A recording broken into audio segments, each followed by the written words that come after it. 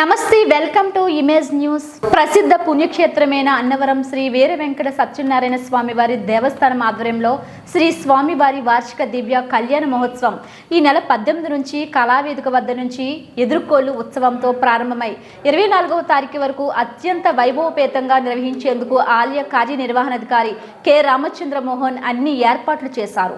అందులో భాగంగా మీడియా ప్రతినిధులతో సమావేశం ఏర్పాటు చేసి ఈ నెల 18 నుంచి 24 వరకు శ్రీ స్వామివారి దివ్య కళ్యాణ మహోత్సవాలు అంగరంగ వైభవంగా కన్నుల పండుగగా జరగనున్నట్లు తెలిపారు. ముఖ్యంగా వైశాఖ శుద్ధ ఏకాదశి 19వ తారీఖు శ్రీ స్వామివారి దివ్య కళ్యాణ మహోత్సవం జరుగునని, ఈ కళ్యాణం దర్శనానికి విచ్చేసిన భక్తులకు ఎటువంటి అసౌకర్యం గురికాకుండా అన్ని ఏర్పాట్లు చేశామని తెలిపారు. అలాగే వివిధ సాంస్కృతిక కార్యక్రమాలను వివిధ విద్యుత్ అలంకరణలతో అత్యంత రమణీయంగా భక్తులకు నయనానందకరంగా ఉండే విధంగా కళ్యాణ మహోత్సవాన్ని వైభవంగా నిర్వహించడం జరుగుతుందని మీడియా ప్రతినిధులకు తెలిపారు. అలాగే ఈ ఉత్సవాల్లో భాగంగా 22వ తారీఖు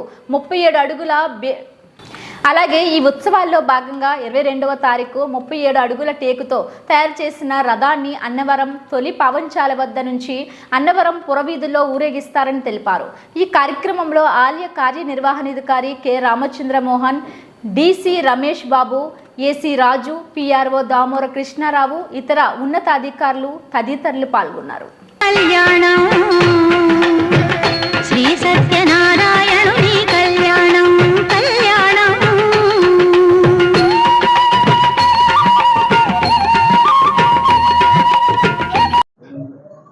18వ తేదీ సోమవారి ఎదుర్కోలు ఉత్సవంతో ఈ ఉత్సవాలు ప్రారంభమవుతాయి. ప్రధాన ఘట్టమైన స్వామివారి కళ్యాణం 19వ తేదీ సాయంత్రం 9:30 గంటల నుంచి 11 గంటల వరకు జరుగుతుంది. 23వ తేదీన శ్రీచక్ర స్నానం, 24వ తేదీన శ్రీ పుష్పయాగం జరగనున్నాయి. ఇవి ఈ ఉత్సవాల్లో ప్రధాన ఘట్టాలు. ఈ సందర్భంగా పెద్ద ఎత్తున వచ్చే భక్తులను దృష్టిలో పెట్టుకుని అన్ని సౌకర్యాలు కూడా ప్రత్యేకంగా ఏర్పాటు చేయడం జరుగుతుంది. మంచినీటి వసతి కానీ, రవాణా సదుపాయం కానీ, అదేవిధంగా భక్తులందరూ వీక్షించడానికి అనువుగా కళ్యాణం సమయంలో ఎల్ఈడి స్క్రీన్లు ఏర్పాటు చేయడం కానీ, భక్తులకు సుమారు 10,000 ప్యాకెట్లు భక్తులకు తలంబ్రాలు ఉచితంగా పంచడానికి తగిన కౌంటర్లు కూడా ఏర్పాటు చేయడం జరుగుతుంది. అదేవిధంగా ఎన్ని రోజులు కూడా సాయంత్రం కొండ దిగువన గ్రామోత్సవాలు జరగనున్నాయి. ఆ గ్రామోత్సవాల్లో ప్రధాన ఆకర్షణగా మొదటిసారిగా ఈసారి కొత్తగా నిర్మాణం చేసిన స్వామివారి రథంతో రథోత్సవం జరపనున్నాం 22వ తేదీ సాయంత్రం. ఈ అన్ని గ్రామోత్సవాల్లోనూ కూడా ప్రత్యేకంగా సాంస్కృతిక కార్యక్రమాలు ఏర్పాటు చేయడం జరిగింది. అదేవిధంగా కొండ కింద దేవస్థానం జూనియర్ కాలేజ్ గ్రౌండ్లోనూ కూడా ప్రత్యేకంగా వేదికలు ఏర్పాటు చేసి మన సాంప్రదాయాన్ని ప్రతిబింబించే విధంగా ప్రత్యేకంగా సాంస్కృతిక కార్యక్రమాలు ఏర్పాటు చేయడం జరిగింది. ప్రత్యేకంగా కళ్యాణ ఘట్టం కోసం ప్రత్యేకంగా విద్యుత్ అలంకరణ, పుష్పాలంకరణ కూడా వైభవపేతంగా చేయబోతున్నాం. అదేవిధంగా మంచినీటి వసతి, పారిశుధ్య వసతి కూడా ప్రత్యేకంగా చేస్తూ ఉన్నాం. ఈ ఏర్పాట్లో దేవస్థానంతో పాటుగా రెవెన్యూ, పోలీస్, గ్రామ పంచాయతీ, అదేవిధంగా electricity department, fire services department, medical and health, ఇలా అన్ని డిపార్ట్మెంట్లు కూడా తమ వంతు పాత్ర పోషిస్తూ ఉన్నాయి. అన్ని డిపార్ట్మెంట్లు సమన్వయంతో ఈ కార్యక్రమాన్ని విజయవంతంగా నిర్వహించడానికి అన్ని ఏర్పాట్లు చేయడం జరిగింది. కాకినాడ బార్ అసోసియేషన్ ఆధ్వర్యంలో వైస్ ప్రెసిడెంట్ ఎన్నికకు సంబంధించి శుక్రవారం పోలింగ్ ప్రక్రియ నిర్వహించారు. కాకినాడ బార్ అసోసియేషన్లో సుమారు 850 మంది న్యాయవాదులు ఈ పోలింగ్ ప్రక్రియలో తమ ఓటు హక్కును వినియోగించుకున్నారు. అసోసియేషన్ నియమించిన ఎన్నికల అధికారి చంద్రశేఖర్ పర్యవేక్షణలో సాధారణ ఎన్నికలకు ఏమాత్రం తీసిపోకుండా రహస్య బ్యాలెట్ ఓటింగ్ను ఇక్కడ నిర్వహించడం జరిగింది. 907 జిఎల్ఎఫ్సి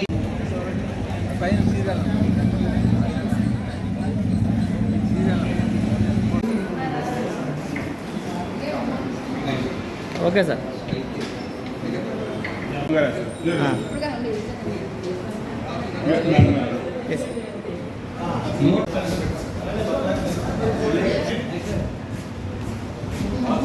$360 360 సి శ్రీనివాస్. Okay madam. వచ్చి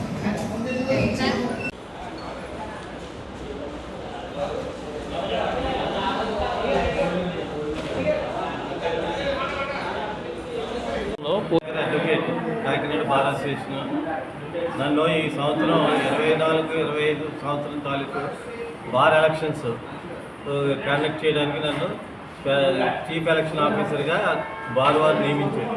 దాని ప్రకారం ముందుగా నోటిఫికేషన్ ఇచ్చి 8-9 తారీఖుల్లో నామినేషన్స్ తీసుకుందాం. 10వ తారీఖు స్టూడెంట్ అయింది, 11 విత్డ్రాలు, 17ని ఈరోజు ఎలక్షన్స్. మొత్తం ఓటర్లు 900. మన బార్కి ఎగ్జిక్యూటివ్ కమిటీకి మొత్తం 15 మెంబర్లు ఉండగా అందులో మిగిలిన 14 మంది యునానిమస్గా ఆల్రెడీ ఎలక్ట్ అయిపోయి వాళ్ళకి పోటీ లేదు. ఈ వైస్ ప్రెసిడెంట్ మాత్రం 2 అభ్యర్థులు నామినేషన్ వేసినందువల్ల వారి కోసం ఈ రోజుని ఈ ఓటింగ్ జరుపుకోవాల్సి వచ్చింది. పొద్దున్న 9 గంటల నుంచి మొదలుపెట్టాం. ఇప్పటికి 450 మంది ఓటు హక్కుని వినియోగించింది. ప్రతి ఓటర్ కూడా వచ్చినప్పుడు వాళ్ళ ఐడి కార్డు బార్ కౌన్సిల్ కానీ మన బార్ అసోసియేషన్ వల్ల ఐడి కార్డు పట్టుకురావాలి. లోపలికి సెల్ ఫోన్లు అయ్యి అలౌ చేయాలి. ఇది సాయంత్రం 5 గంటల వరకు జరుగుతుంది. సాయంత్రం 5 గంటలు అయిన తర్వాత 5:30కి కౌంటింగ్ మొదలుపెట్టి వెంటనే ఈ రిజల్ట్ కూడా చెప్పేస్తారు. రిజల్ట్ అయిన తర్వాత ఈ నెగ్గిన 15 మందికి సర్టిఫికేట్లు ఇవ్వడం, వాళ్ళని ఎలక్ట్ అయినట్టుగా డిక్లేర్ చేయడం జరుగుతుంది. వాళ్ళంతా 1 సంవత్సరం పాటు వాళ్ళకి టర్మ్ అనమాట. 31 మార్చ్ 2025 వరకు ఈ టర్మ్ ఉంటుంది.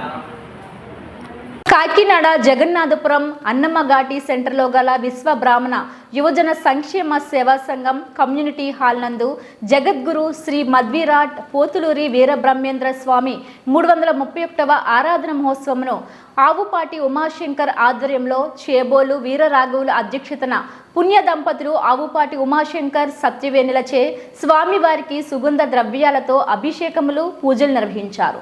ఈ కార్యక్రమంలో కాకినాడ రూరల్ సిటీ విశ్వ బ్రాహ్మణ సంఘం గౌరవ అధ్యక్షులు నెల్లిపూడి ఉదయ్, అధ్యక్షులు చెల్లూరు సూర్యనారాయణ, ప్రధాన కార్యదర్శి పుట్టా భాస్కర్ తదితరులు పాల్గొన్నారు.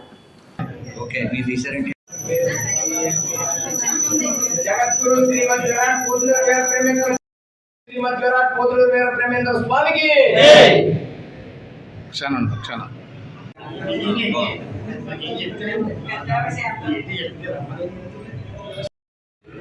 అందరికీ నమస్కారం. ఈరోజు జగన్నాథపురం అన్నమ్మఘాటి సెంటర్లో శ్రీ విశ్వబ్రాహ్మణ యువజన సంక్షేమ సేవా సంఘం వీరబ్రహ్మేంద్ర స్వయం సేవా సంస్థ ఆధ్వర్యంలో గౌరవ అధ్యక్షులు చేబ్రోలు వీరరావు గారి అధ్యక్షతన ఈ 331 ఆరాధన మహోత్సవం జగద్గురు శ్రీమద్ విరాట్ పోతులూరి వీరబ్రహ్మేంద్ర స్వామి పూజా కార్యక్రమాలు రమ్యంగా Kakinada rural and urban Vishwabrahmana సంఘాల అధ్యక్షులు చెల్లూరు సత్యనారాయణ గారు, అలాగే ప్రధాన కార్యదర్శి పుట్టా భాస్కర్ రావు గారు, కాకినాడ జిల్లా గౌరవ సలహాదారులు అంగులూరు ధర్మారావు గారు, కాకినాడలో ఉన్న అధ్యక్ష కార్యదర్శులు, మిగతా కార్యవర్గ సభ్యులు, పెద్దలు, అందరూ భక్తులు అందరి ఆధ్వర్యంలో పూజా కార్యక్రమాలు చేసి స్వామివారికి సుగంధ ద్రవ్యాలతో అభిషేకాలు చేసి స్వామివారి కృపకు పాత్రలు అయ్యాం అందరూని.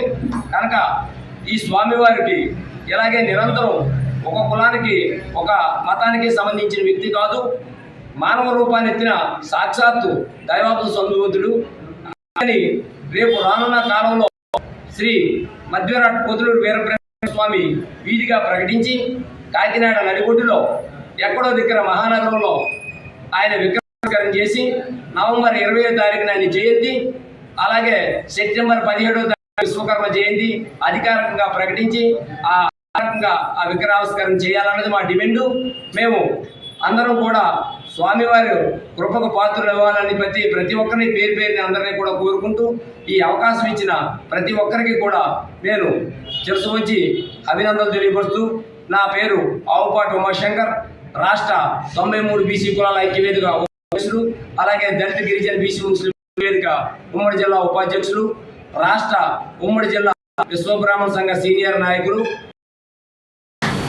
ప్రతి ఒక్క పౌరుడు హైపర్ టెన్షన్ పట్ల అధిక రక్తపోటు అవగాహన కలిగి ఉండి తగు జాగ్రత్తలు తీసుకోవాలని జిల్లా వైద్య ఆరోగ్య శాఖ అధికారి జె నరసింహనాయక్ తెలిపారు. కాకినాడ జిల్లా వైద్య ఆరోగ్య శాఖ కార్యాలయంలో ప్రపంచ హైపర్ టెన్షన్ డే సందర్భంగా జరిగిన అవగాహన కార్యక్రమంలో పాల్గొన్న ఆయన మాట్లాడుతూ హైపర్ టెన్షన్ పట్ల ప్రతి ఒక్కరూ అప్రమత్తంగా ఉండాలని, ఇది ముఖ్యంగా శరీరంలోని ప్రధాన అవయవాలపై ప్రభావం చూపుతుందని, ముఖ్యంగా 30 సంవత్సరములు పైబడిన పౌరులు తప్పకుండా ఎప్పటికప్పుడు బీపీని సరిచూసుకోవాలని సూచించారు. ఈ కార్యక్రమంలో జిల్లా లెప్రసీ ఎయిడ్ క్షయ నివారణ అధికారి ఆర్ రమేష్, జిల్లా ఇమ్యునైజేషన్ అధికారి కె రత్నకుమారి మరియు డిఎంహెచ్ఓ సిబ్బంది పాల్గొన్నారు.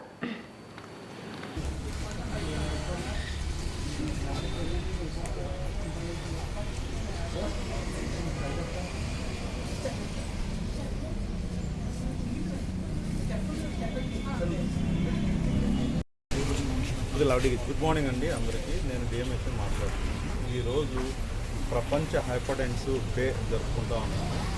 హైపర్ టెన్షన్ అనేది ఒక మేజర్ డిసీజ్ అయిపోయింది ఇప్పుడు. ఈ హైపర్ టెన్షన్ వల్ల మనకేంటంటే మన బాడీలో ఉన్న వైటల్ ఆర్గాన్స్ అన్నీ కూడా దెబ్బతినే అవకాశం ఉంది.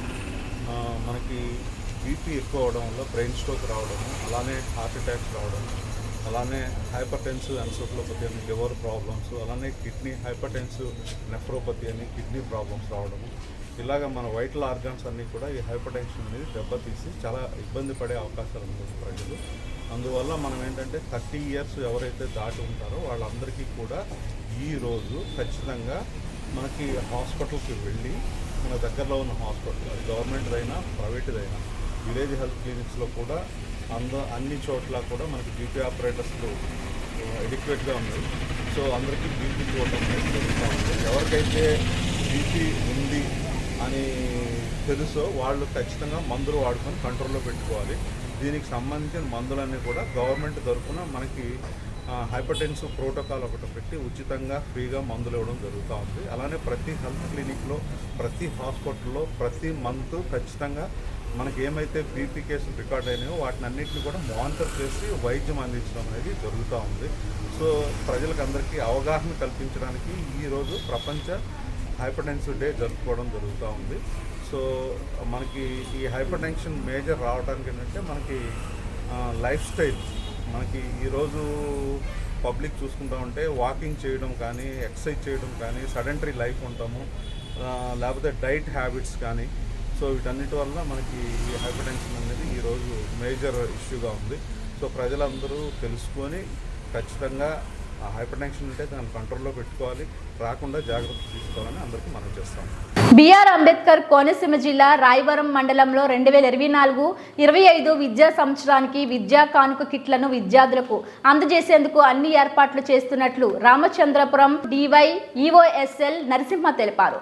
మండల కేంద్రమైన రాయవరం జెడ్పీ ఉన్నత పాఠశాలలో ఏర్పాటు చేసిన విద్యా కానుక కిట్ల స్టాక్ పాయింట్ను నరసింహ పరిశీలించారు.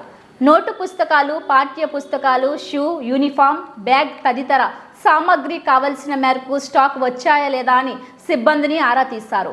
మండలంలో ఉన్న 8 జెడ్పీ ఉన్నత పాఠశాలలు, 5 అప్పర్ ప్రైమరీ పాఠశాలలు, 33 ప్రాథమిక పాఠశాలలో ఉన్న విద్యార్థులకు పాఠశాలలు తెరిచిన వెంటనే విద్యా కానుక కిట్లను అందజేసేందుకు తగు ఏర్పాట్లు చేస్తున్నట్లు DYEO తెలిపారు. ఆయన వెంట MEO వై సూర్యనారాయణ, పాఠశాల HM వి శాంతి, సునీత సిబ్బంది ఉన్నారు. ఇవి బులెటిన్ అప్డేట్స్. మరిన్ని వార్తా విశేషాలతో మళ్ళీ కలుద్దాం. అంతవరకు సెలవు, నమస్కారం.